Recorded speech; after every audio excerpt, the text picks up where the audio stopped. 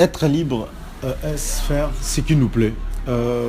Les, donc, d'après le dictionnaire Encyclopédie Universalis, la liberté est une absence de contrainte, état d'une personne libre sans contrainte, état d'un individu qui n'est pas soumis à la servitude. C'est aussi la possibilité d'agir et de s'exprimer selon ses propres choix. D'un point de vue étymologique, liberté vient du latin liber, qui signifie libre, par opposition à servus, esclave. D'un point de vue historique, dans l'Antiquité, un homme est libre. Un homme libre ou un homme est libre s'il n'est pas esclave. Donc, c'est-à-dire qu'il n'est pas soumis à un autre homme, mais il doit se soumettre à la loi. Donc, se plier aux règles de la cité. Il paraît là une contradiction entre faire ce qui me plaît et me soumettre aux règles.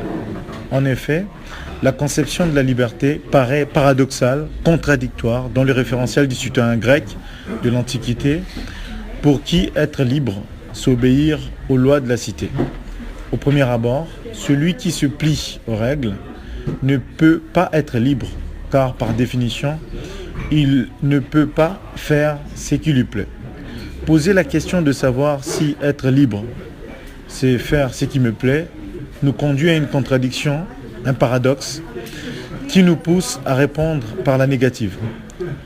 En quoi une liberté humaniste, au sens de l'universellement valable, impose la nécessité de concilier obligation morale, respect des règles, le devoir du citoyen, et obligation comportementale, mes actions, mes actes, mes droits.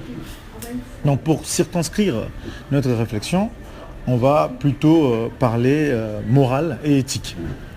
Donc on peut annoncer déjà le plan ici. Premièrement, on parlera de être libre, c'est faire ce qui nous plaît.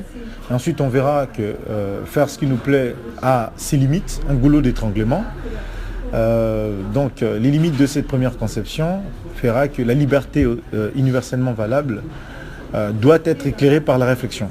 Donc viendra notre grand 2, la conciliation ou la réconciliation entre liberté et respect des lois. Donc pourquoi la nécessité ou en quoi la nécessité de concilier obligation morale et obligation comportementale?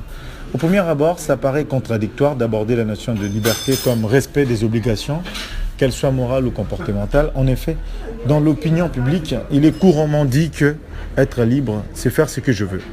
Dans cette perspective, être libre serait la condition